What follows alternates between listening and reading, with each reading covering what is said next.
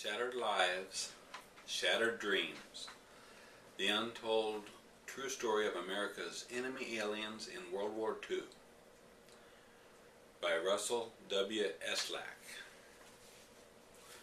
I am reading from Chapter 10, My Internment by the U.S. Government by Eberhard E. Furr.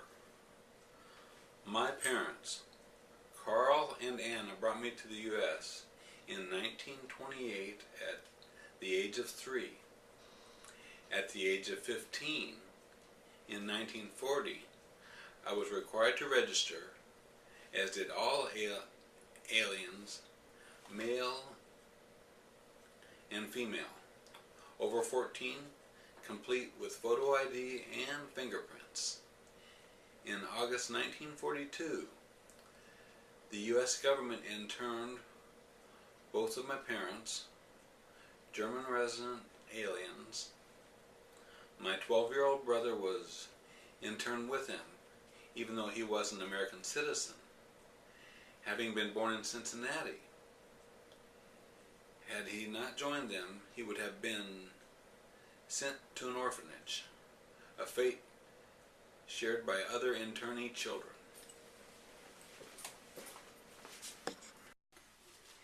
On March 23, 1943, while in class at Woodward High School, 2 FBI agents arrested me. I was 17 years old. When passing through school doorways, one proceeded with a drawn gun while the other held my arm. Outside the building, I was handcuffed.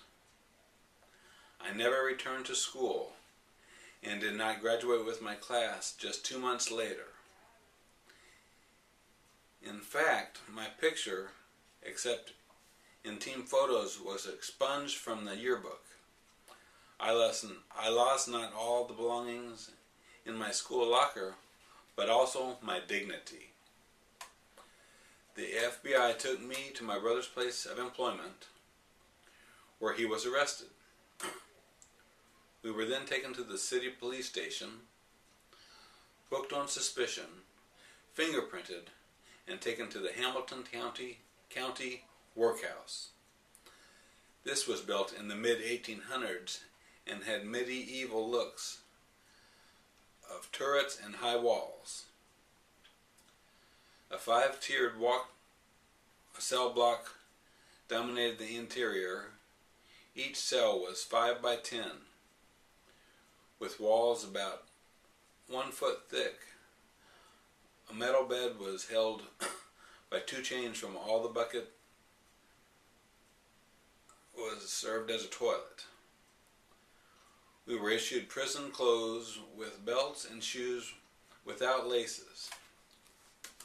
We were locked in separate cells some distance apart. Soon after, the barred doors clanged ominously shut. Prisoners began yelling vicious threats of what would happen to Nazis, Krauts, and Huns. The other choice terms when the cells were open in the morning.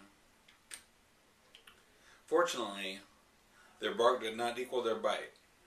In handcuffs, we were brought to the federal building of our hearings. Neither one of us was permitted to witness or counsel. While my brother was in his hearing, I was graciously provided with coffee, an edible donut, and the Cincinnati Enquirer, which I should have been delivering. In shock, I read, 2 brothers arrested.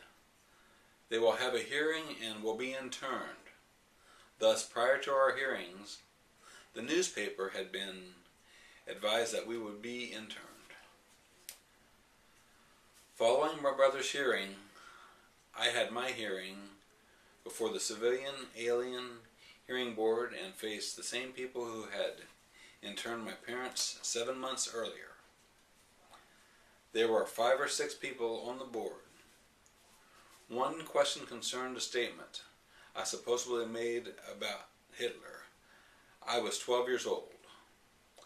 I was questioned about attending German American Day at Coney Island in 1939 and 1940. They had 8x10 glossy pictures of attendees. After the hearings, my brother and I were taken home on our way back to prison.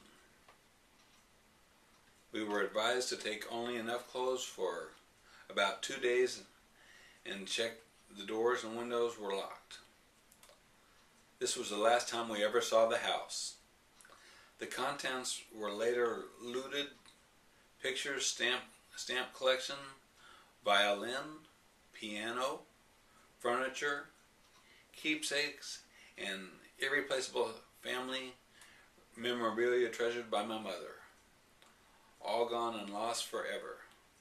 The house was in foreclosure as my parents couldn't keep up the payments with an income in internment. We were taken back to prison, reissued prison garb, and again locked into our separate cells. Early next morning, we were given our clothes and were assembled for the federal marshal to transport by auto in Chicago. This time we were each handcuffed to a ring on a belt buckled in the back. Additionally, we were then handcuffed to each other. When we stopped for arrest stops, one of the marshals cuffed himself to one of us, which then became a threesome and quite intimate while doing the necessary. Embarrassing is hardly the word. I was interned when I was 17 and released when I was 22. I did 4.5 years time for being German. Internment demonstrated to me the terror of governmental coercive power and despair of hopelessness. There was no end date. In addition to the stigmatization and humiliation, one wonders which friend gave damning evidence of what was said at the age of 12. In July 1943, we were taken to Crystal City, Texas, near Mexico, on a heavily guarded train with another 1,000 internees. The good news was that we were being reunited with my interned parents and younger brother. The bad news was that the fences were 12 feet high, guard towers every 50 yards in an area that was considered a harsh desert, home of scorpions, insects, lizards, snakes, and oppressive heat. Mail, both incoming and outgoing, was censored and limited. After VE Day, we thought we would soon be released, and after VJ Day, we were certain it would happen. However, it was not to be, as apparently President Truman wanted us all to be deported.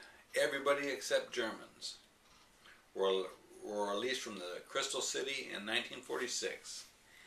In 1947, I was transported to Ellis Island for deportation to Germany, which I had left as a 3-year-old. Legal action stopped that, proving that the system doesn't indeed work. Following a hearing chaired by a Senate Judiciary Subcommittee, I was released in 1947, 2.5 years after the cessation of hostilities in Europe.